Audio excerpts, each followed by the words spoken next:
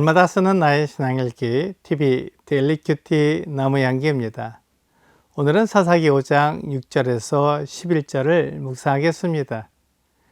아나세 아들 삼갈의 날에 또는 야엘의 날에는 대로가 비었고 길의 행인들은 오솔길로 다녔도다. 이스라엘에는 마을 사람들이 그쳤으니 나 드보라가 일어나 이스라엘의 어머니가 되기까지 그쳤도다. 무리가 새 신들을 택하였으므로 그때 전쟁이 성문에 이르렀으나 이스라엘의 4만 명 중에 방패와 창이 보였던가. 내 마음이 이스라엘의 방백을 사모함은 그들이 백성 중에서 즐거이 헌신하였음이니 여호와를 찬송하라. 흰 나귀를 탄 자들, 양탄 자에 앉은 자들, 길에 행한 자들아 전파할지어다. 활 쏘는 자들의 소리로부터 멀리 떨어진 물 깃는 곳에서도 여호와의 공의로우신 일을 전하라. 이스라엘에서 마을 사람들을 위한 의로운 일을 노래하라. 그때 여호와의 백성이 성문에 내려갔도다. 이스라엘 백성들이 하나님을 떠나 우상을 섬겼기 때문에 하나님께서 가나안 사람들과 블레셋 사람들을 통해 이스라엘을 징계하셨습니다. 이스라엘 백성들이 섬긴 우상은 그들의 조상이 애굽에 있을 때는 알지 못했던 신들이었습니다. 그래서 무리가 새 신들을 택했다고 드보라가 노래한 것입니다. 애굽에도 많은 신들이 있었지만 가나안 족속들이 섬긴 신들은 그 땅에 맞는 신들이었습니다. 애굽에는 나일강이 있었기 때문에 바알이나 아세라와 같은 풍요를 기원하는 우상이 필요하지 않았습니다. 다만 나일강이 범람해서 많은 토지들이 비옥하게 되어 농사가 잘 되도록 기원하는 우상들을 섬겼습니다. 그러므로 드보라가 노래한 무리가 새 신들을 택하였다는 것은 영원하시고 참된 신인 하나님을 버리고 마치 새 옷을 입는 것처럼 새 신들을 섬긴다고 말한 것입니다. 드보라는 이스라엘이 가나안의 우상을 섬겼기 때문에 하나님께서 그들을 벌하셨다고 노래했습니다. 그래서 삼갈의 날에 또는 야엘의 날에 대로가 비었던 것입니다. 삼갈이 소모는 막대기로 블레셋 족속 600명을 죽였습니다. 그리고 야엘이 하나님을 위해 용기를 냈던 때는 가나안 족속이 이스라엘을 괴롭히던 때였습니다.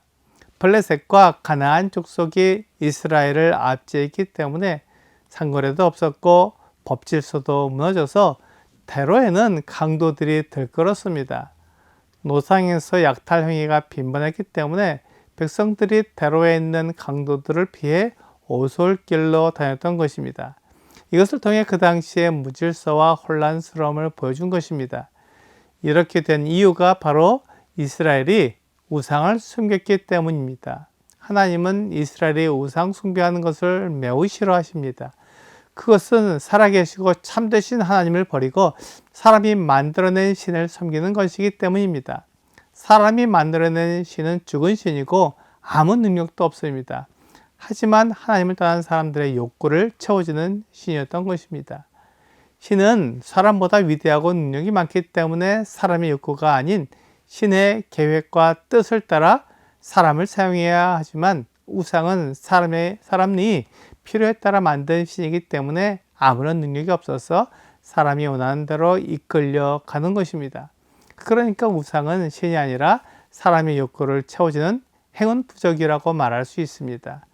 하지만 살아있는 신은 사람을 지으신 분이고 사람보다 능력이 크시기 때문에 사람의 욕구를 만족시켜 주는 것이 아니라 신의 계획과 신의 뜻에 맞게 사람을 사용하는 것입니다. 그런데 반전이 일어납니다. 하나님께서 드보라를 통해 바락을 부르셔서 시스라를 멸망시키기로 계획하셨습니다. 그리고 바락을 부르셨을 때 바락이 조건을 붙인 순종이기는 하지만 그가 하나님의 부름을 받고 시스라와 싸움을 하러 나왔습니다. 사실 이것이 무모한 도전인 이유는 시스라는 900대의 철병거를 운영하고 있었기 때문에 바락이 결코 이길 수 없는 싸움이었기 때문입니다. 바락이 주력군 10,000명을 이끌고 시스라를 대항하러 나왔지만 그들 외에도 여러 지파에서 지원군을 보내주었습니다. 그래서 그 지원군까지 모두 합하면 약 4만 명 정도의 군대였습니다. 하지만 이 4만 명이 변변한 무기도 없이 모였습니다. 시스라의 철병거에 비하면 바락의 군대는 오합지졸이었습니다. 그렇지만 이들의 장점은 하나님의 말씀에 순종하는 것이었고 이스라엘 나라를 위해 즐거운 마음으로 헌신했다는 것입니다. 그래서 하나님께서 이스라엘을 위해 능력과 힘을 보여주셨습니다. 변변한 무기도 없이 전쟁을 하러 나온 이스라엘 군사들이 시스라의 철병거를 무찌른 것입니다. 그러므로 이것은 이스라엘 사람들이 능력이 있거나 그들이 싸움을 잘해서 이긴 것이 아니고 하나님께서 이스라엘이 승리하도록 도우신 것이며 시스라의 철병거를 아무 소용없도록 만들어 주셨기 때문이었습니다. 이것이 믿음의 동역입니다. 이스라엘 각 지파들이 믿음으로 함께 싸움을 하러 나선 것은 하나님의 말씀을 믿는 믿음의 동역입니다.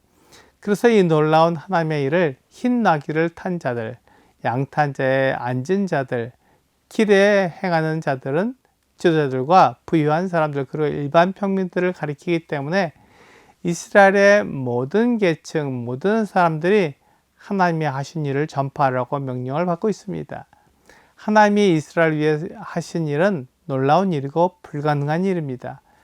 시스라가 여인에게 죽임을 당하고 그의 철병거가 무기력하게 멸망했기에 이 일을 말하지 않을 수 없다는 것입니다.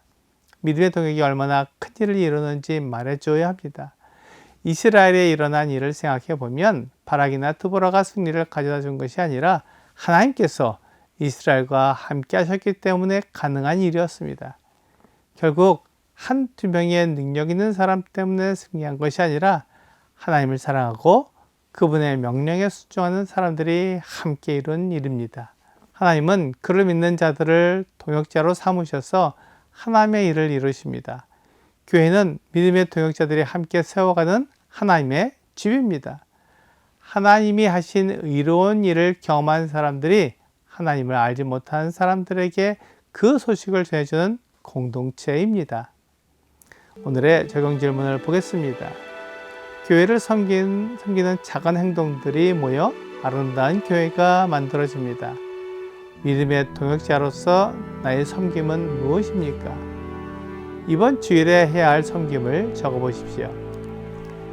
하나님을 섬기는 일이라면 선교를 하거나 전도를 하는 등의 드러나는 일을 해야 한다고 생각합니다. 하지만 하나님의 일은 작은 일들입니다. 하나님께서 말씀하신 일을 지금 내 자리에서 이루는 것을 말합니다. 그런 일들이 모여서 큰 일을 이루는 것입니다.